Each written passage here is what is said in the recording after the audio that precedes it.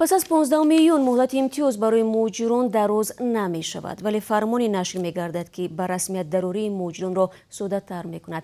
در این باره وادیم کوژنوف رهبر فدراسیون مهاجران در روسیه در صحبت با رادیوی گاوریت مسکو بیان داشته است. رئیس فدراسیون مهاجران از آن نگرانی کرد که اگر این قرار تا 15 ایون امضا نشود، کارمندان مقامات انتظامی امکان پیدا می کنند که در دام چند روز شهروندان خارجی را جریمه بسته و آنها را اخراج نمایند.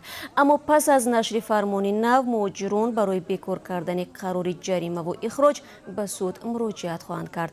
یادآور می‌شوم فردا مهلت تعیین نموده وزارت کارهای داخلی روسیه برای قانونی کردن حضور خارجیان به پایان می‌رسد.